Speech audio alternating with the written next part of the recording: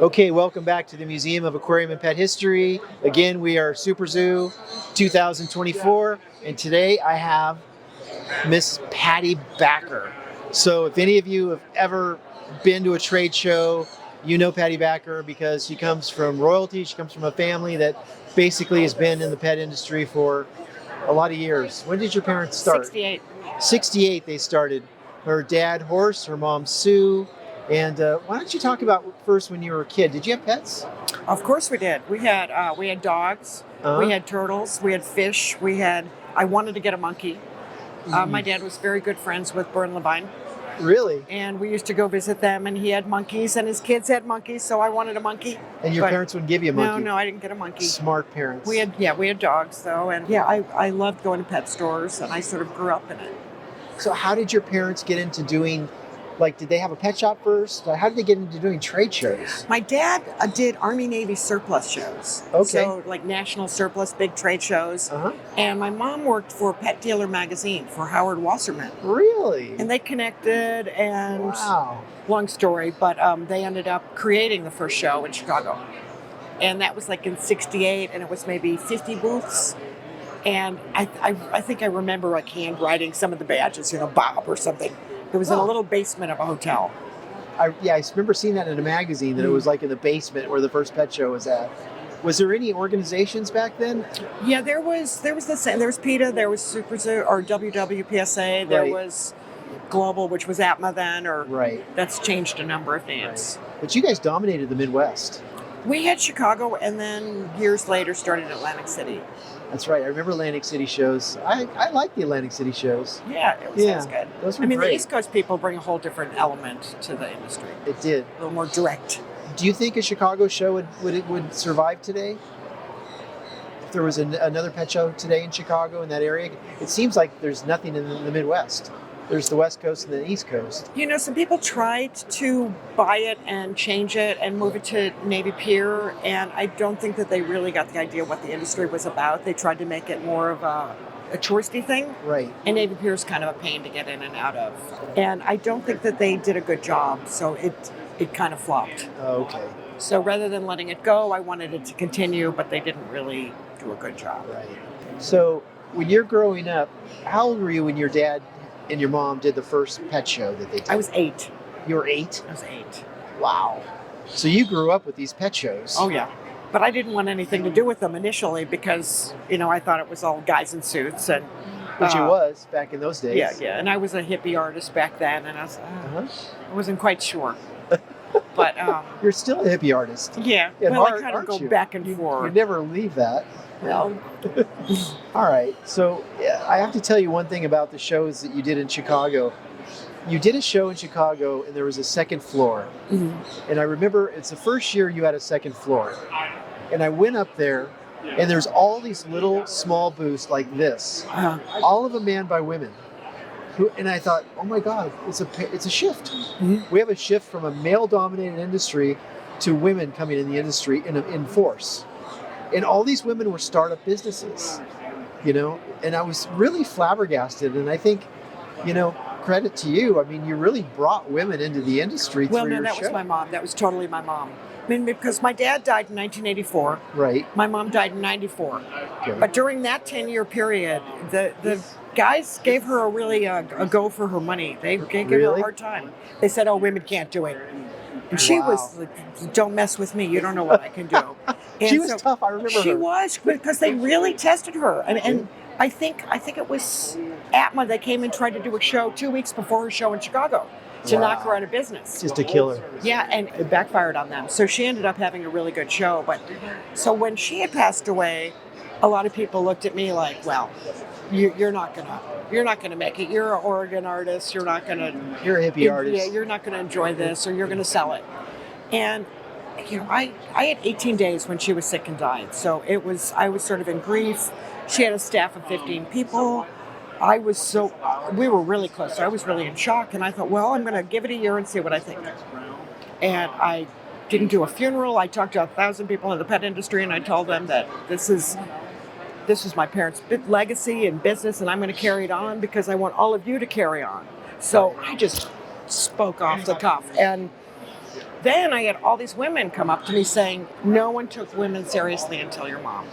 Yeah. She was like the Trendsetter. totally the trendsetter. Yeah. And a lot of little businesses said, nobody gave me a start. I couldn't show my product in California or in APA or in Super Zoo.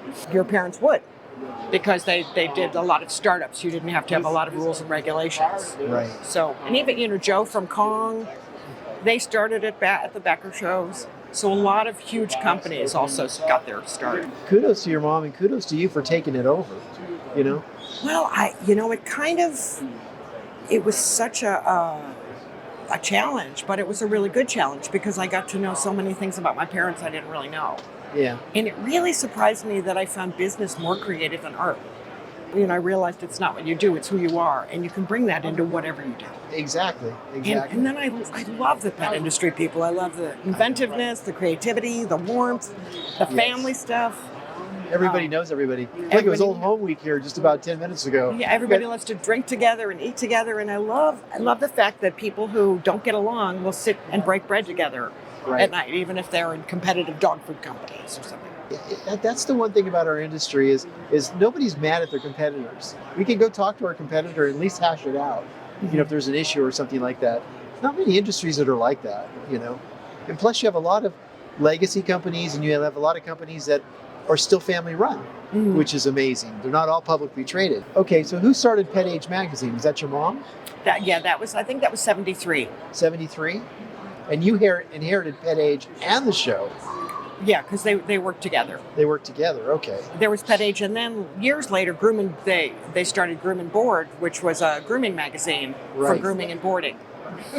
I'm surprised there's not one of those magazines today for the groomers. I think there is. I think Barkley does one. I think that there's Groomer to Groomer, and I think a few people have But they're not like a slick, clay-coated stock fancy magazine. Well, publishing has taken quite a hit. Yeah, I bet. Across the whole world, I think. Exactly. Which did you like better, the magazine business or the trade show business? I like the trade show business, but I like the magazines because that was the backstory and the history and different things, and then you'd see everything come to life at the trade shows. Yeah.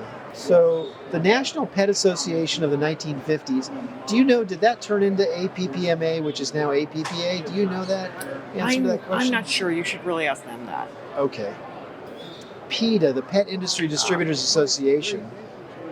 Do you have any tapes or videos that you guys did at all when you had seminars at your shows?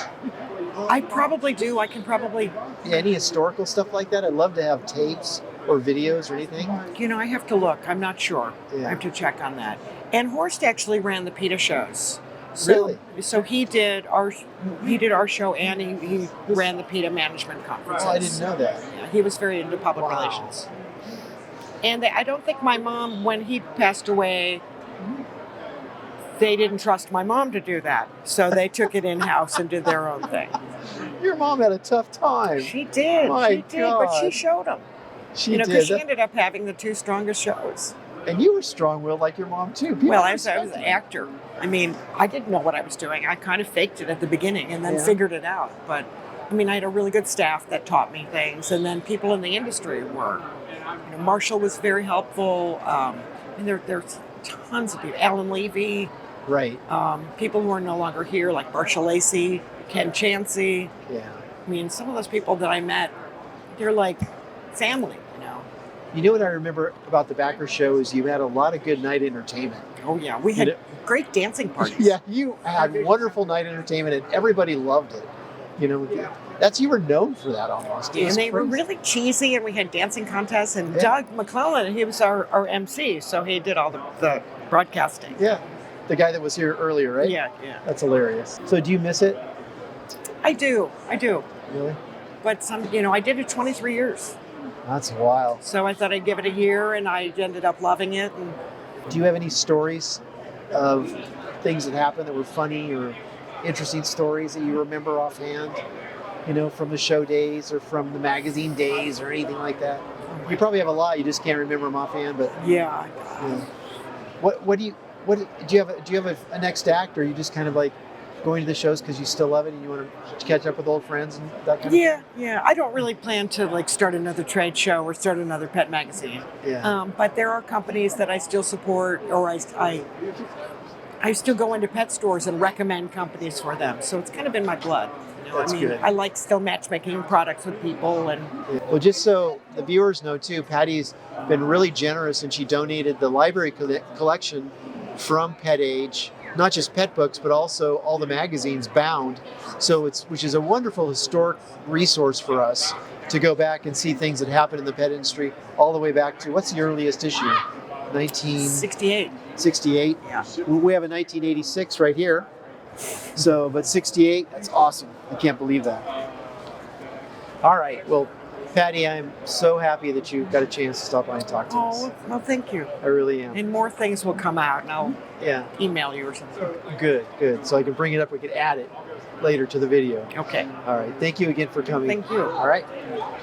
That's a wrap.